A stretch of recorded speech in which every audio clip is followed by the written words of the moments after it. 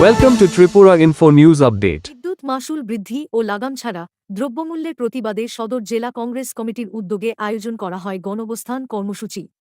কর্মসূচিতে সাধারণ মানুষের স্বার্থে মূল্যবৃদ্ধি নিয়ন্ত্রণ এবং বিদ্যুতের বাড়তি মাশুল প্রত্যাহারের দাবি তোলা হয়।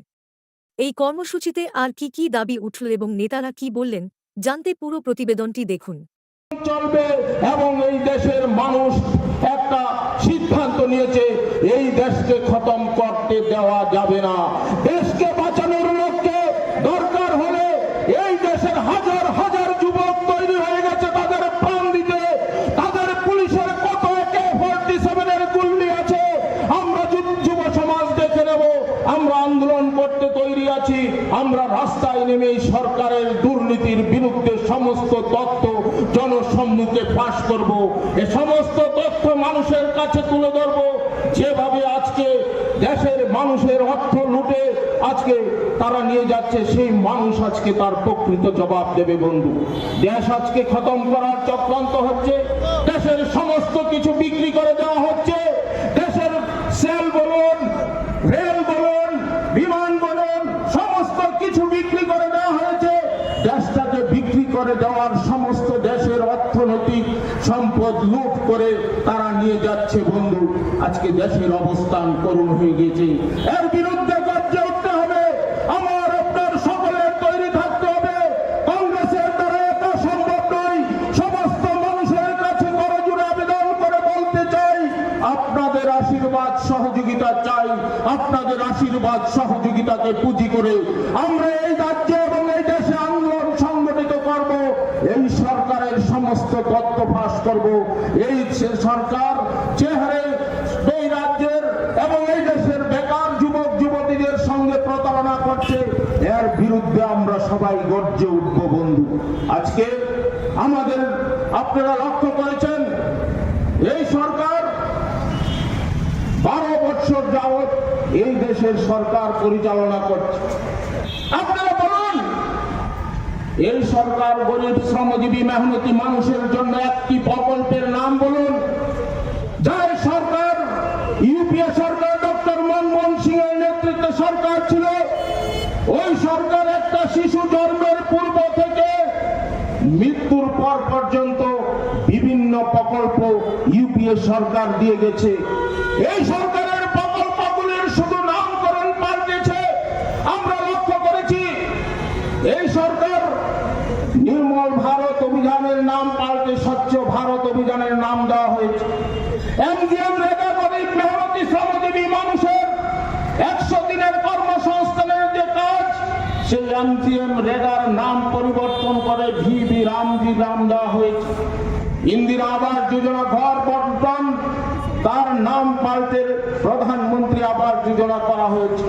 রাজীব গান্ধী কুটির জ্যোতি বিদ্যুৎ প্রকল্পের নাম পাল্টে তার নাম পাল্টানো হয়েছে। বন্ধু, প্রত্যেকটি প্রকল্পের শুধু নাম পাল্টানো হয়েছে।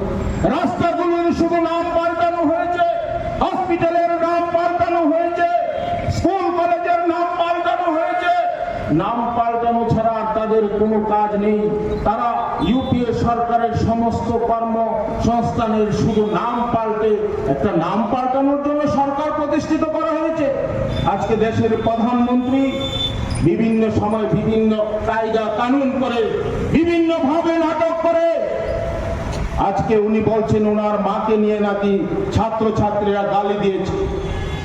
আরে দেশের প্রধানমন্ত্রীর একটা ভাষা থাকা উচিত। উনি ওনার মাকে নিয়ে গালি দেওয়ার পর ওনার মনে ব্যথা হয়েছে, কিন্তু উনি যখন প্রধানমন্ত্রী হয়ে ওই জাসরি গায় কংগ্রেস কি বিধবা বিভিন্ন ভাষায় কুরুচিকর ভাবে মন্তব্য করেছেন, তখন ওনার ভাষা কোথায় ছিল?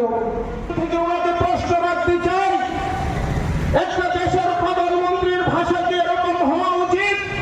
আপনাদের কাছে সেই প্রশ্নটা ছুড়ে দিলাম। বন্ধু, আজকে দেশের প্রধানমন্ত্রী হয়ে উনি যখন যা খুশি মনে হচ্ছে ওনার সেইভাবে উনি চলছে। আজকে দীর্ঘদিন ধরে মণিপুর চলছে। আজকে মণিপুর নিয়ে কথা বলার সময় নেই ওনার। আজকে উনি চারিদিকে যখন একটা বিভিন্ন ভাবে বিশৃঙ্খলা সৃষ্টি হচ্ছে, চারিদিকে যখন মানুষ বিভীষিকাময় পরিস্থিতির দিকে, দেশের প্রধানমন্ত্রী তখন বিদেশ ভ্রমণে মত্ত থাকেন। উনি দেশের মানুষের কথা চিন্তা করার ওনার সময় নেই। উনি দেশ চালাবেন কি করে বন্ধু? উনি দেশের প্রধানমন্ত্রী হয়ে যদি দেশের মানুষের কথা উনি চিন্তা না করেন, তাহলে দেশ কিভাবে এগোবে বন্ধু? আজকে দেশ অনেক পিছিয়ে গেছে বন্ধু। আমাদের প্রিয় নেতা রাহুল গান্ধী যে সমস্ত তথ্যগুলি অনেক পূর্বে থেকে বলেন, সেই সমস্ত তথ্য কিছুদিন পর ফলে যায় বন্ধু। কিছুদিন পর মানুষের জনসম্মুখে আসে রাহুল গান্ধী যা বলে তাই হচ্ছে দেশের মধ্যে।